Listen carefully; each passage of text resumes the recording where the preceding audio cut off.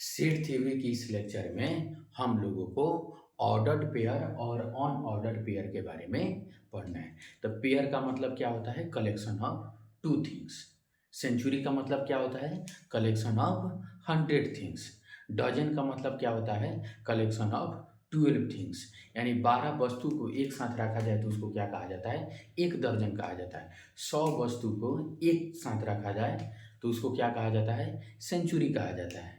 और pair collection of two things, तो उसको क्या कहा जाता है? पेयर कहा जाता है। और हम लोगों में बहुत विद्यार्थी भी पेयर होंगे ही, तो जो पेयर होंगे वो समझ गए होंगे। ठीक, अब अगला टॉपिक है ऑर्डर्ड पेयर। यानी पेयर जो होता है, एक ऑर्डर्ड पेयर भी होता है और एक अनऑर्डर्ड पेयर भी होता है। तो ऑर्डर्ड पेयर वह होता है जिसमें ऑर्डर इम्पोर्टेंट होता है, और अनऑर्डर्ड पेयर वह होता है जिसमें ऑर्डर इम्पोर्टेंट नहीं होता है। जैसे एक के बाद इसमें दो लिखा गया है या 2,3 है, तो संख्या कितना है? दो। दो और तीन, दो और तीन क्या है? एलिमेंट है। दो और तीन क्या है? एलिमेंट है। और यह क्रम में इस प्रकार लिखा गया है कि दो तीन के पहले लिखा गया है। तो यदि ऑर्डर को इम्पोर्टेंट दिया जाए तो तीन दो और दो तीन आपस में बराबर नहीं होंगे। लेकिन यदि ऑर्डर को इम्पोर्टेंट नहीं दिया जाए तो दो और तीन, 2,3 इज इक्वल टू 3,2 होगा। ध्यान से समझिए, यदि ऑर्डर का इम्पोर्टेंस दिया जाए, ऑर्डर का इम्पोर्टेंस दिया जाए तो 2,3 is not equal to 3,2। But यदि ऑर्डर को इम्पोर्टेंस नहीं दिया जाए तो 2,3 इज इक्वल टू 3,2। यानी यदि ऑर्डर को इम्पोर्टेंट दिया जाए, इम्पोर्टेंस दिया जाए तो 2,3 3,2 के बराबर नहीं होगा। लेकिन यदि ऑर्डर को इम्पोर्टेंस नहीं दिया जाए तो 2,3 बोले या 3,2 बोले, दोनों बराबर ही होंगे। ठीक है, अब हमारा सवाल क्या है? एक सवाल है कि find the total number of order and unordered pairs. ठीक है, तो इस सवाल को हम समझेंगे, सवाल को करेंगे, तो अब हमें पता भी चलेगा अच्छे तरीके से कि ऑर्डर को कैसे इम्पोर्टेंस दिया जाता है और ऑर्डर को कैसे इम्पोर्टेंट नहीं दिया जाता है। लेकिन आजकल के युग में या अभी हम लोग का जो टाइम है उसमें पेयर को इम्पोर्टेंस देना चाहिए। ठीक, चलिए अब सवाल भी करते हैं।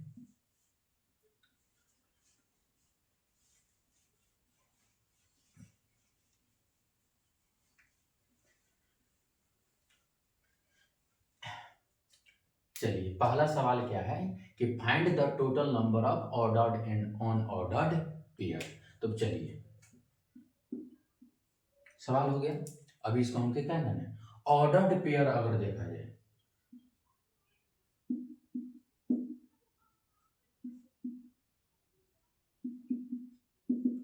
ऑर्डर्ड पेयर देखा जाए तो 1,7,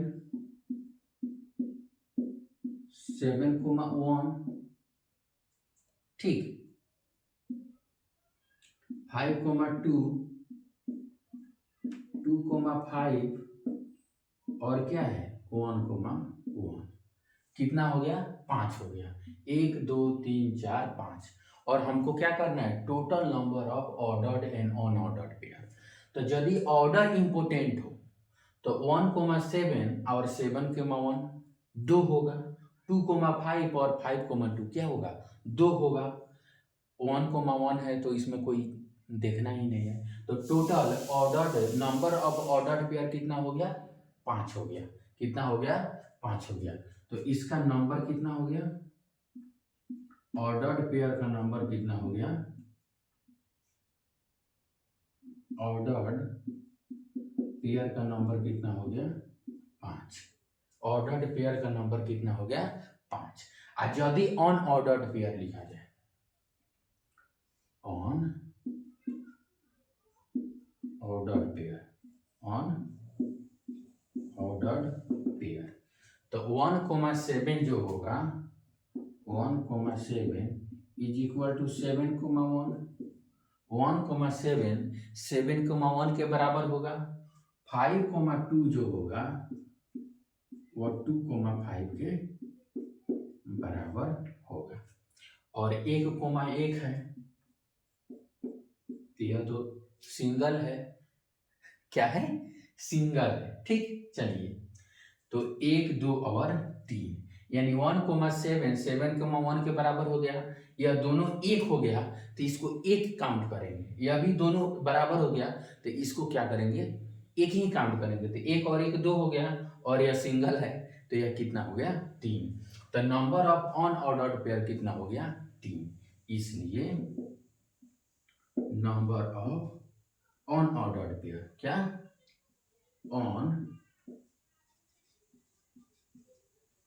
unordered pair is equal to 3। तो नंबर ऑफ अनऑर्डर्ड पेयर कितना हो गया, 3। अब सवाल नंबर 2।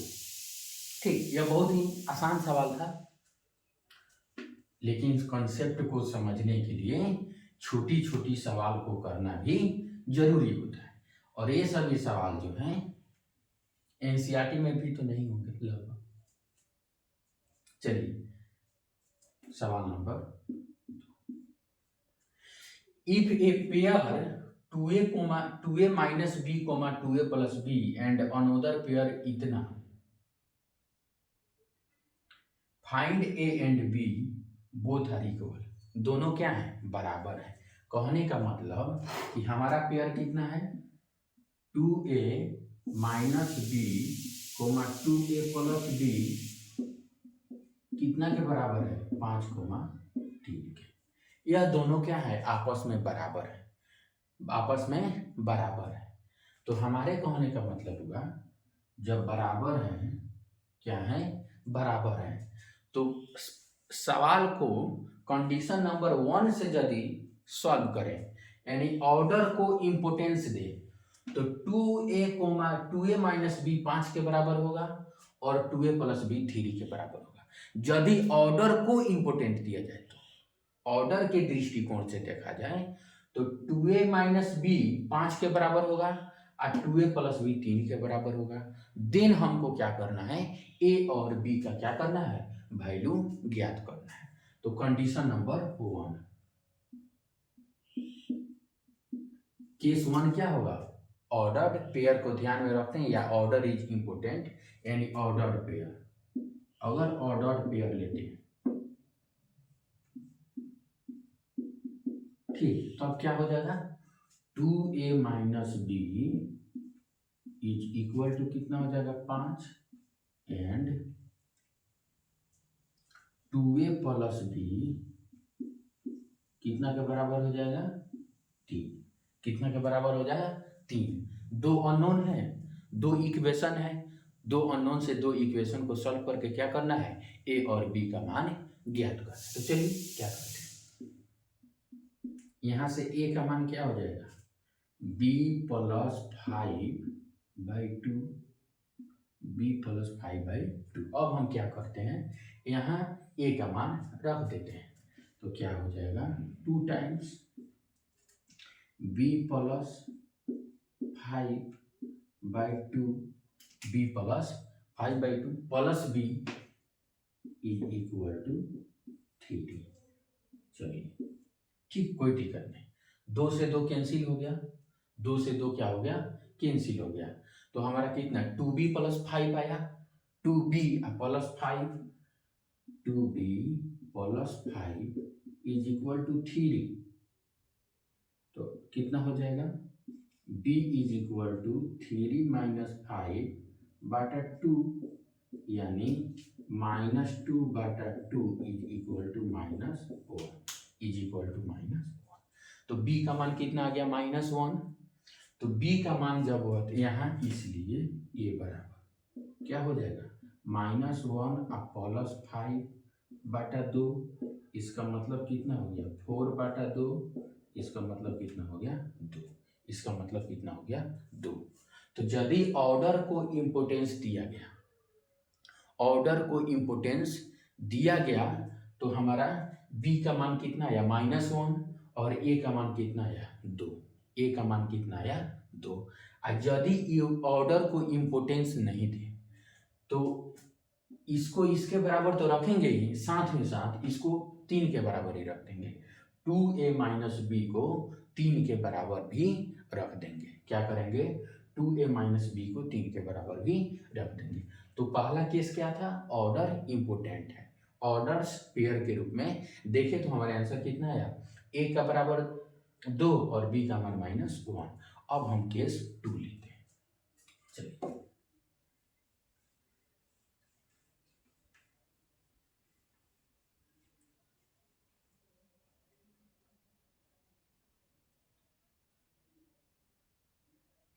केस 2। केस 2 में क्या हो जाएगा? Unordered pair, unordered pair. ठीक, तो जब अनऑर्डर्ड पेयर रखेंगे तो 2a minus B is equal to 5 and 2a plus B is equal to 3। Then क्या आया है? a इज इक्वल टू और b is equal to b -1 और a 2, यही ना आया है। b -1 रखें तो कितना हो जाएगा? 4 1 5। ठीक, लेकिन 2a माइनस बी 3 के बराबर भी हो सकता है एंड 2a प्लस बी 5 के बराबर भी हो सकता है। 2a माइनस बी 3 के बराबर भी हो सकता है और 2a प्लस बी 5 के बराबर भी हो सकता है। तो अब इस इक्वेशन को हम क्या करते हैं? सॉल्व करते हैं। तो यहाँ से a का मान क्या आ जाएगा? a इज इक्वल टू क्या हो जाएगा? 3 प्लस बी बटा 2। चलिए, अब यहाँ a का मान रख देते हैं 2 और 3 प्लस बी बटा 2 plus B is equal to 5। तो 3 plus B plus 2b, 3 plus 2b is equal to 5, इसलिए b इज इक्वल टू कितना आ जाएगा? 1।